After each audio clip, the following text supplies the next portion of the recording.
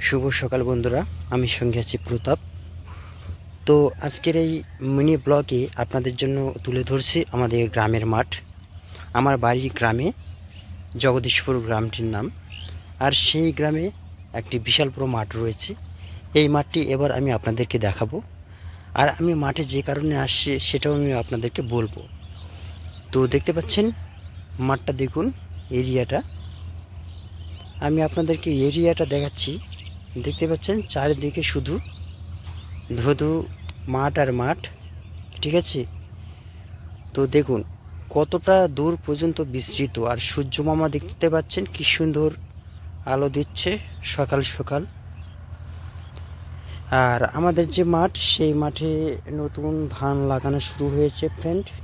দেখতে পাচ্ছেন নতুন ধান গেড়েছে বহুত কৃষক ভাইয়েরা। তো অধিকাংশ মাঠটাই আমাদের এই মাঠে ধান আবাদ করা হয়, আর সামান্য একটুই শসা, পাট এইসব লাগানো হয়।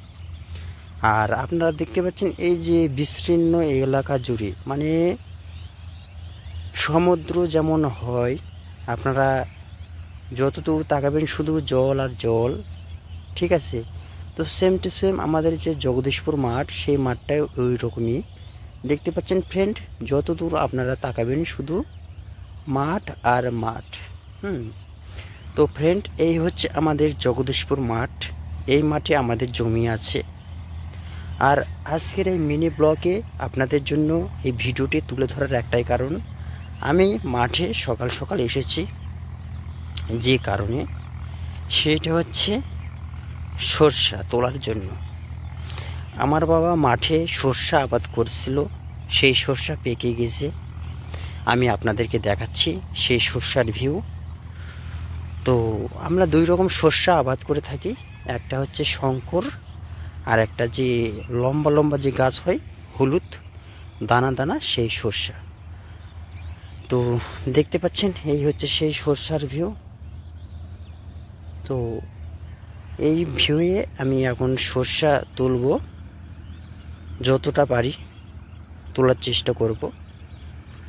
আর এখন যেহেতু গ্রীষ্মকালের সময় চলে আসছে, ওই জন্য যত তাড়াতাড়ি মানে সম্ভব তোলার চেষ্টা করব। কেননা দুপুর 11টা বাজতে না বাজতে রৌদ্র খুবই হয়, এবং রৌদ্র হলে আমি থাকতে পারি না, সেই কারণে এই ভিউতে সরষা তোলা। তো ফ্রেন্ড, এই হচ্ছে আমাদের সেই সরষার ভিউ। তো আপনারা যে সরষার যে গাছগুলো দেখতে পাচ্ছেন, এই যে দানা দানা, এগুলো হচ্ছে শঙ্কর শসা বলে। তো এই শসাতে খরচা খুবই ফ্রেন্ড কম, মানে আপনারা চাষ করবেন আর সরষার বীজ বপন করবেন, তাতেই আপনাদের হয়ে যাবে। তো আমরা 2-3 বিঘে আবাদ করেছি, যে আপনারা দেখতে পাচ্ছেন লম্বা চলে গিয়েছে অনেকটা দূর পর্যন্ত। আমরা এখানে 3-4 বিঘা আবাদ করছি। এটা আবাদ করার মেন উদ্দেশ্য হচ্ছে, যদি আপনাদের এলাকায় যদি জলের সমস্যা হয়, তাহলে এই আবাদটি আপনারা জল ছাড়াই আপনারা আবাদ করতে পারবেন। মানে আপনারা চাষ করবেন আর শুধু বীজ বপন করবেন শঙ্কর শসার, তাহলে আপনি সেই গাছ রোপণ হয়ে আপনাদের শস্য হবে। আমরা একবারও সেচা দিইনি, শঙ্কর শসাতে সেচতে হয় না ফ্রেন্ড, জল দিতে হয় না। আর লম্বা লম্বা যে গাছগুলো আমরা যে আবাদ করেছি শস্যার গাছ, যেটা হচ্ছে হলুদ দানা দানা হয়, ওই শস্যগুলোতে জল দিতে হয়। তো ওই শস্যগুলো আমাদের ওই যে ভিটা আছে, ওই ভিটাতে আমাদের লাগানো হয়েছে। ওই পাশটা দেখতে পাচ্ছেন যে তালের গাছটা রয়েছে, ওই তালের গাছের ওইখানটাই আমাদের ভিটা, ওখানে লাগানো আছে। আর মাঠে আমাদের লাগাইছে আমার বাবা শঙ্কর শসা।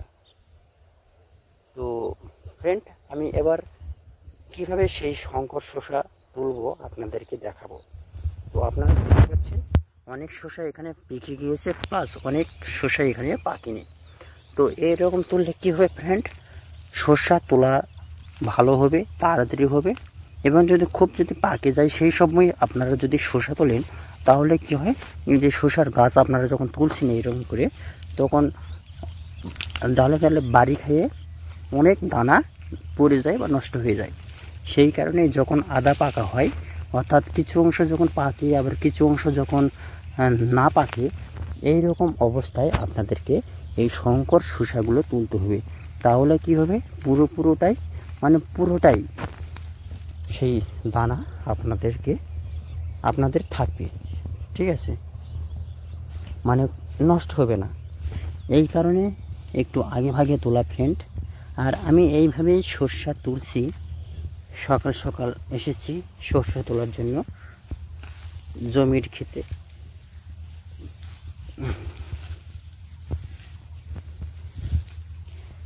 তো ফ্রেন্ড, আজকের এই মিনি ব্লগে এইটুকুই। তো এইরকম নিত্য নতুন প্রতাপ বায়োগ্রাফির ভিডিও দেখতে হলে অবশ্যই এই চ্যানেলটাকে সাবস্ক্রাইব করবেন এবং পাশে থাকা বেল আইকন ঘন্টিটি বাজিয়ে রাখবেন। এবং অবশ্যই আপনাদের যদি ভিডিওগুলো ভালো লেগে থাকে তাহলে লাইক, কমেন্ট এবং শেয়ার করবেন। নমস্কার।